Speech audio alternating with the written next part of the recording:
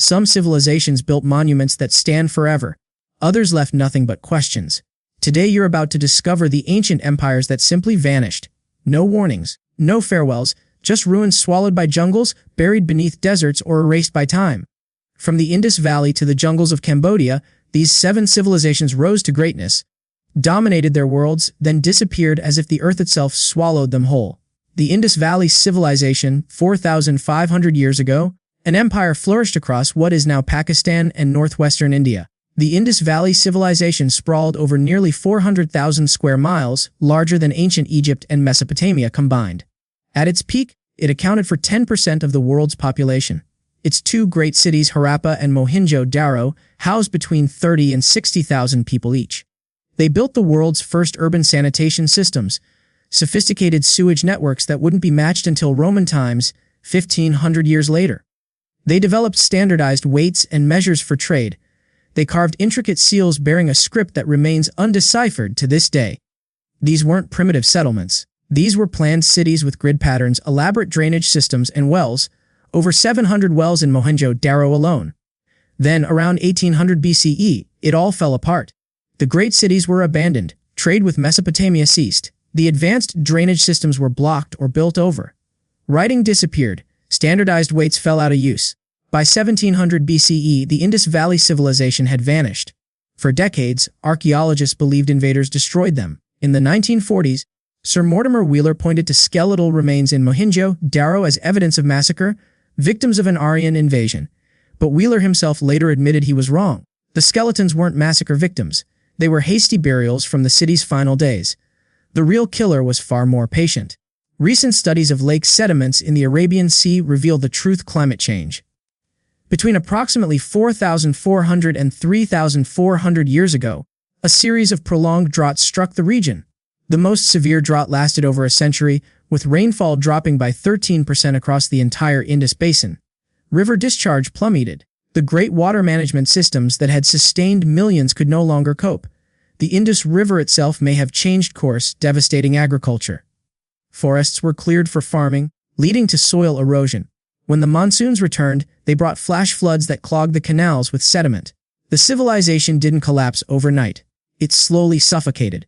People migrated eastward toward the Ganges Basin, establishing smaller villages and isolated farms. But these communities couldn't produce the agricultural surpluses needed to support cities. Without surplus, there was no trade. Without trade, the cities died. The Indus Valley civilization represents one of history's greatest mysteries. An empire as advanced as any of its time, brought down not by war but by water. The Khmer Empire moved forward 2,000 years. Deep in the jungles of Southeast Asia, another empire rose to dominate its world. The Khmer Empire ruled over modern-day Cambodia, Laos, Thailand, and parts of Vietnam for more than 6 centuries. At its heart stood Angkor, a city larger than modern-day New York. Angkor Wat, the largest religious monument on Earth, occupied 400 acres. The entire Angkor complex housed as many as 1 million people, sustained by the most extensive pre-industrial water management network the world has ever seen. The Khmer engineered massive reservoirs called barays, intricate canal systems, and sophisticated irrigation networks. They carved roads through the jungle. They built temples that touched the sky. Under King Jayavarman Visai in the late 12th and early 13th centuries, the empire exploded with construction, temples, monuments, and hydraulic infrastructure that seemed unstoppable. Then, in the 14th century, everything began to unravel. For decades, historians believe the Thai kingdom of Ayutthaya destroyed Angkor when it sacked the city in 1431. But recent research reveals a far more complex truth. The abandonment of Angkor wasn't sudden. It was gradual, stretching over more than a century. Core samples from sediment near the city's citadel show that land use in the center of Angkor began declining around 1300 CE, over 100 years before the traditional abandonment date. The Khmer stopped maintaining their city moat by the 14th century. Why would they let their defenses crumble? Climate change struck again. Southeast Asia entered the Little Ice Age. The regular wet-dry seasonal pattern became erratic. Years of severe drought were followed by intense, destructive monsoons. The Khmer's elaborate water systems, already stressed by deforestation and sedimentation, couldn't handle the extremes. Canals choked with debris. Reservoirs failed. At Kokare, an entire reservoir collapsed during its first rainy season due to poor design, forcing the king to relocate the capital. The droughts devastated agriculture. The floods destroyed infrastructure. But there was another pull drawing the Khmer away. International trade networks shifted from land routes across the peninsula to sea routes around it. New settlements closer to the Mekong and Tonle Sap rivers offered better access to maritime trade. The elite followed the money. Religious change may have played a role too. The shift from Hinduism to Theravada Buddhism eroded the divine kingship that had underpinned Angkorian society. When Ayutthaya finally captured Angkor in 1431, they weren't conquering a thriving empire, they were delivering the final blow to a civilization already in decline. The Khmer court moved south to what is now Phnom Penh. Angkor was left to the jungle. But the Khmer never truly disappeared. Angkor Wat remained an important temple, never fully abandoned. Modern Cambodia traces its roots directly to the Khmer. Their temples still stand. Their descendants still live. The empire fell, but the people endured. The Maya civilization across the ocean, in the jungles of Central America, the Maya built one of the most advanced civilizations the Americas had ever seen. From around 250 CE to 900 CE, the classic period, the Maya dominated the Yucatan Peninsula, Guatemala, Belize, and parts of Mexico. They developed complex mathematics, inventing the concept of 1,000 years before it reached Europe. They created intricate calendars based on astronomical observations. They built massive stone cities, Tikal, Palenque, Copan, Calakmul, with towering pyramids, elaborate plazas, and ball courts. At its height, the Maya civilization may have supported up to 2 million people. Then, beginning around 790 CE, something went catastrophically wrong. The great cities of the southern lowlands began to collapse. Monumental construction ceased. The erection of dated stone monuments, stela that recorded Maya history, ground to a halt. By 830, almost no new monuments were being built. The last dated monument in the central subregion corresponds to 889 CE. By 900, the region was largely abandoned. Population declines approached 90%. This wasn't a universal collapse. Maya cities in the northern Yucatan continued to flourish. New centers arose in the highlands. But the heartland, the cradle of classic Maya civilization, was deserted. What happened? For decades, researchers debated. Some suggested overpopulation and environmental degradation. The Maya cleared vast forests to make lime plaster for their temples, burning 20 trees to produce just 1 square meter of plaster. Deforestation led to soil erosion. Others pointed to warfare between competing city-states. Still others blamed disease or internal revolt. But the smoking gun came from lake sediments. Core samples from Lake Chichincanab in the Yucatan revealed the truth: drought. Not just any drought, a mega-drought. Between 750 and 1050 CE, rainfall decreased by an average of 41 to 54%. During peak drought conditions, rainfall dropped by 70%. Heavier oxygen and hydrogen isotopes in gypsum deposits confirmed it. The droughts hit in waves, around 750 to 850, then again from 950 to 1050. For a civilization dependent on rainwater agriculture, this was catastrophic. But here's where it gets complex. Not all Maya regions experienced the same drought. In the Yucatan, where drought was severe, cities were not permanently abandoned. They reorganized and adapted. In the southern lowlands, where some regions showed less evidence of drought, cities were completely deserted. A recent study of sediment from Laguna Izan in Guatemala found no local drought conditions, yet the population collapsed simultaneously with drought-stricken areas. The answer lies in interconnection. The Maya formed complex trade networks, political alliances, and economic dependencies. When the central lowlands were devastated by drought, it triggered a cascade effect. Trade routes collapsed, food supplies dwindled, political structures crumbled. Even cities with adequate water couldn't survive the systemic failure. The classic Maya collapse wasn't just environmental, it was social, economic, and political. The Maya didn't disappear. Millions of their descendants still live in Central America today, speaking Mayan languages and maintaining traditions. But the great cities of the classic period, those architectural marvels that inspired wonder, were left to the jungle. The Nabatean kingdom in the deserts of modern-day Jordan, a remarkable people, created an empire from sand and stone. The Nabateans emerged around the 4th century BCE as Arabian nomads, but they possessed a skill that made them indispensable. They knew water. In one of the driest regions on Earth, the Nabateans engineered elaborate systems of dams, cisterns, and aqueducts. They carved hidden reservoirs into the rock and covered them, leaving signs only they could recognize. While other Arabian tribes bartered for water, the Nabateans traveled with ease. This mastery of water made them wealthy. They controlled the incense routes, the trade networks that brought frankincense, myrrh, bitumen, and spices from southern Arabia to the Mediterranean. They charged up to 25% fees on goods they transported. Their capital city, Petra, rose from the sandstone cliffs around 312 BCE, carved directly into the rock faces. The treasury, one of the most iconic structures on Earth, served as either a royal tomb or temple. Petra became a crossroads of civilization, where Egyptian, Greek, and Arabian influences merged into a unique architectural style. The Nabateans were formidable. In 312 BCE, when the Greek general Antigonus sent his son Demetrius to attack Petra in a surprise raid, the Nabateans were ready. They repelled the attack and drove the Greeks from the region. In 85 BCE, they captured Damascus, becoming a regional power, but they were surrounded by empires with appetites. The Romans eventually enclosed them. In the mid-60s BCE, the Roman general Pompey allowed the Nabatean king to remain in power in exchange for tribute. The Nabateans became a client state, independent in name, but under Roman influence. In 106 CE, Emperor Trajan annexed the Nabatean kingdom into the Roman Empire. Roman records claim it was a peaceful annexation. Recent archaeological evidence suggests otherwise. Inscriptions hint at resistance. But Nabatean culture didn't immediately vanish. Petra continued under Roman rule. Then the decline began. The rise of Palmyra in Syria diverted trade away from Petra. New maritime routes around the Arabian Peninsula bypassed the old incense routes. Petra's economic foundation crumbled. In 363 CE, a massive earthquake struck the region, leaving much of Petra uninhabitable. The Byzantine Empire attempted to revive the city but failed. Petra became a ghost town. For over 1,000 years, it remained lost to the Western world, known only to local Bedouins. In 1812, Swiss explorer Johann Ludwig Burckhardt rediscovered it. Disguised as an Arab pilgrim, today Petra stands as a UNESCO World Heritage Site, a rose red city half as old as time. A testament to human ingenuity and a reminder that even the most perfectly adapted civilizations can disappear when the world around them changes. The ancestral Pueblones in the American Southwest, across the Four Corners region where Arizona, New Mexico, Colorado, and Utah meet, another civilization rose and fell in mystery.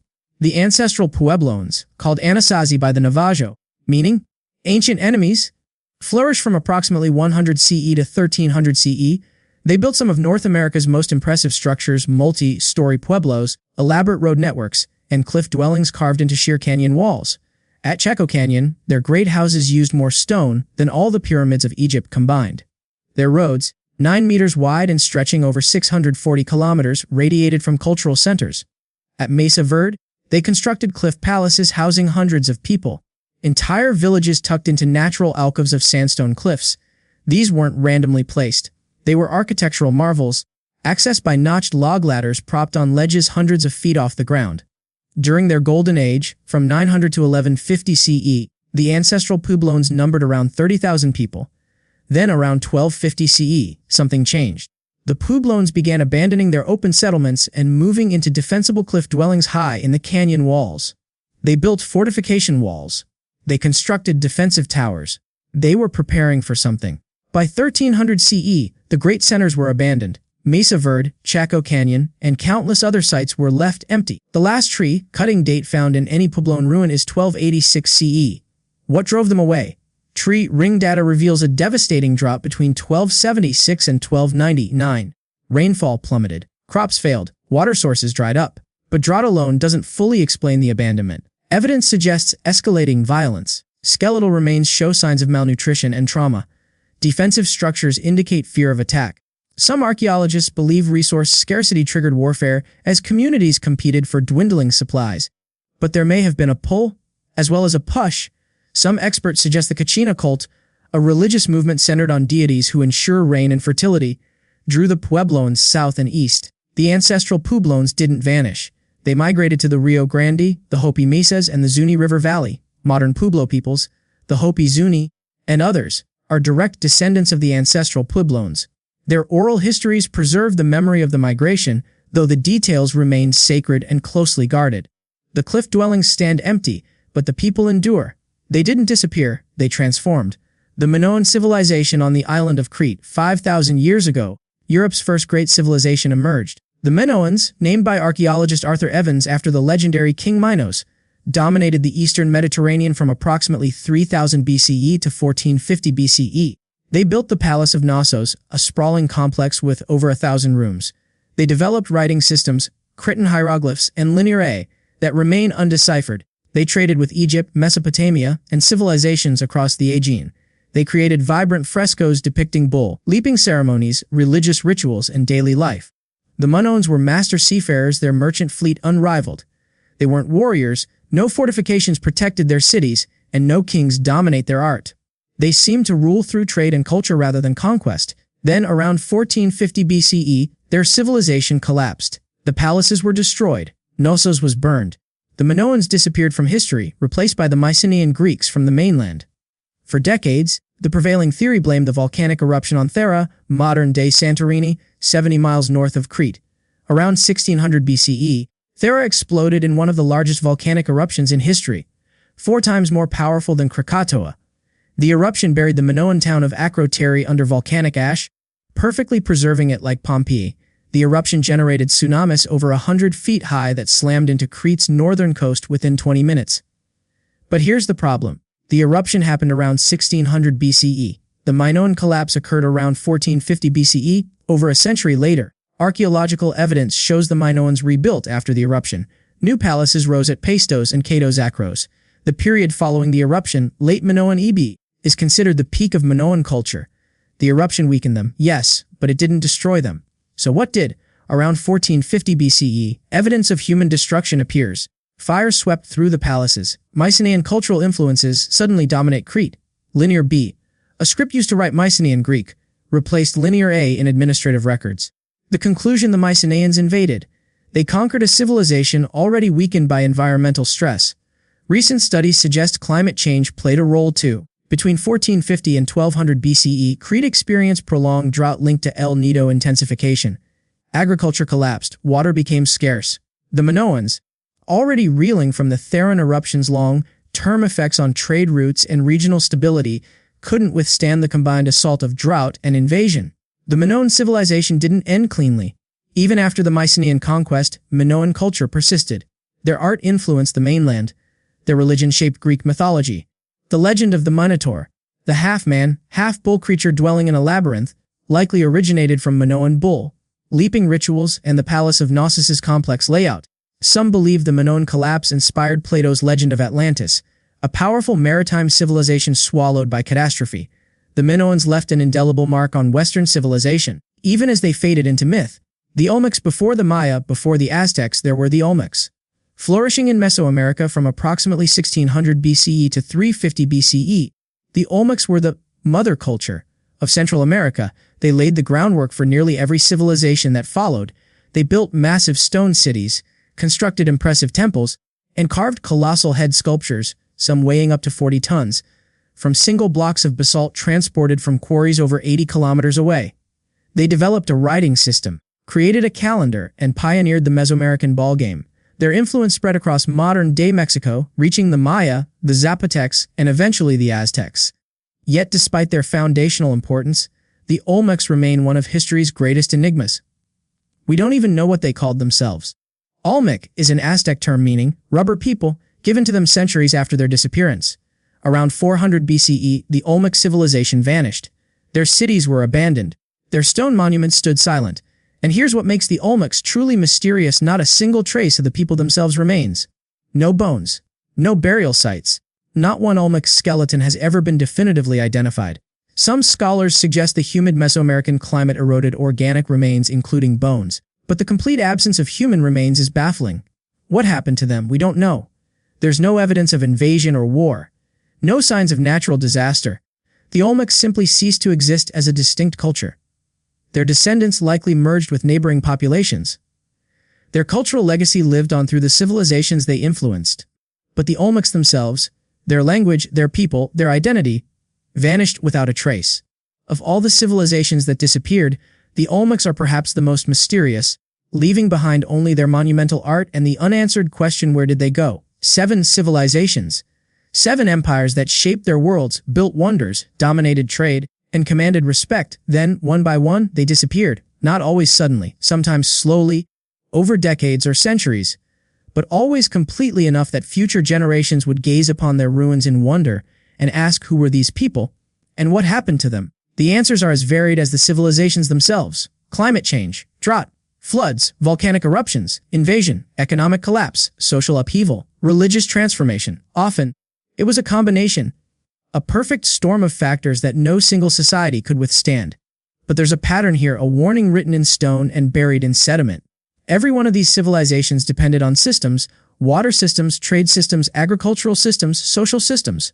When those systems faced stress, when the climate shifted, or the rains failed, or the trade routes moved, the civilizations couldn't adapt fast enough. They'd spent centuries building infrastructure perfectly suited to their environment. But when the environment changed, that infrastructure became a liability. The very complexity that made them great made them fragile. These lost empires teach us something crucial: power is temporary, and adaptability is everything. The greatest cities can fall. The mightiest empires can crumble. Nothing is permanent. And in our own age, as we face climate change, resource depletion, and systemic instability, the ruins of these vanished civilizations whisper a question across the millennia: will we heed their warning? Or will our own cities one day lie silent beneath the jungle, waiting for future archaeologists to wonder what went wrong? Comment below your city, so I know where in the world you're watching from. And tell me which lost civilization I should investigate next.